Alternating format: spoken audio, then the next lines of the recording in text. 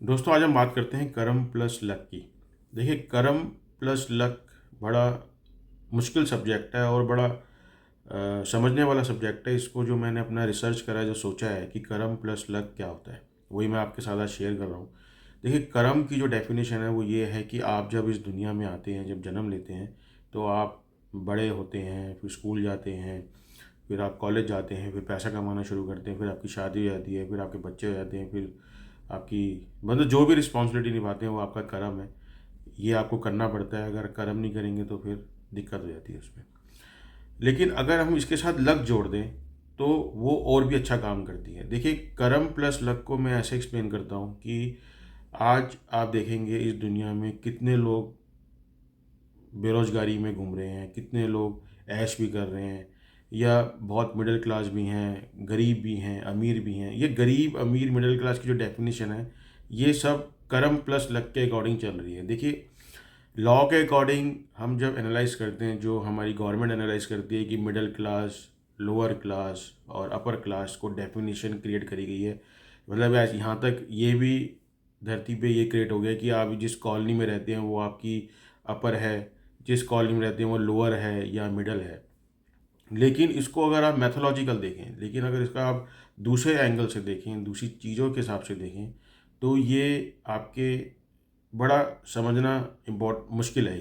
क्योंकि कर्म हम सब कर रहे हैं। एक क्रिमिनल भी कर्म कर रहा है, एक सिविल भी कर्म कर रहा है, एक बहुत समझदार भी कर्म कर रहा है, एक बेवकूफ़ भी कर्म कर रहा है। कर्म कर रहा है, लेकिन उसको रिजल्ट उसके हिसाब से नहीं मिलता। ये बड़ा इंपॉर्टेंट चीज़ है। मैंने बहुत रिसर्च करा है, बहुत लोगों के मुँह से सुना है। लोग कहते हैं यार, मेहनत ही सब कुछ है, मेहनत के अलावा और कुछ नहीं है। I agreed. मेहनत के बिना आपको ना आप स्कूल में पेपर में अच्छे नंबर ला सकते, ना पास हो सकते, ना आप कोई कुछ भी काम नहीं कर सकते। मतलब यहाँ तक कि आप कॉलेज की डिग्री ले ली, आपने बहुत मेहनत करी, आप आईएएस बन गए, आईपीएस बन गए, आप लॉयर बन गए, सीए बन गए, वकील बन गए, आप यहाँ तक प्रेसिडेंट ऑफ इंडिया भी बन गए, लेकिन उसके लिए भी आपने कर्म करा ना। एक होता है कर्म कि इंसान ने बहुत मेहनत करी, बहुत कर्म करे, लेकिन अगर उसके साथ उसका लक नहीं है तो वो बिल्कुल बेकार है। जैसे अगर मैं ये डेफिनेशन को समझूं कि मेहनत ही सब कुछ है, तो मेहनत तो आज एक मज़दूर भी कर रहा है, एक मेहनत एक रिक्शा चलाने वाला कर रहा है, एक अंडे की रेडी वाला भी कर रहा है, एक ट्रेन चलाने वाला भी कर रहा है, एक एरोप्लेन चलाने वाला भी कर रहा है, एक बच्चों को पढ़ाने वाला भी कर रहा है, एक मज़दूर भी कर रहा है।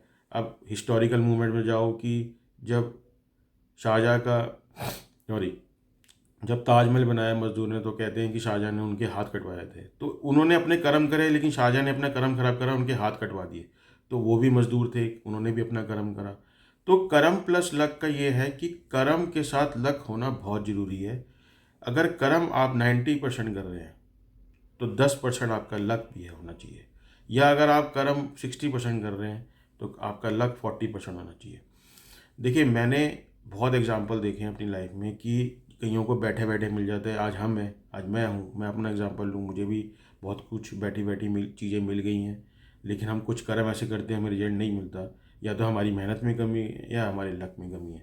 लक हमारे पिछले जन्म के कर्म बनाते हैं। देखिए, लक की जो डेफिनेशन होती है वो आपके कर्म बनाते हैं। आज जो आप काम कर रहे हैं, हो सकता है खुदा ने उसका लॉ चेंज कर दिया हो, क्योंकि इसका लॉ सिर्फ एक नेचर ही चेंज कर सकती है, हमारी साइंस चेंज नहीं करती। साइंस सिर्फ उसको उस पर रिसर्च कर सकती है कि ये कर्म की डेफिनेशन क्या है। जो मैं एक आम आदमी के हिसाब से मैंने जो रिसर्च करा है इस पर, कि कर्म प्लस लक वर्ड बहुत इंपॉर्टेंट है। अगर आपका लक प्लस नहीं है तो आपके कर्म बिल्कुल यूजलेस हैं।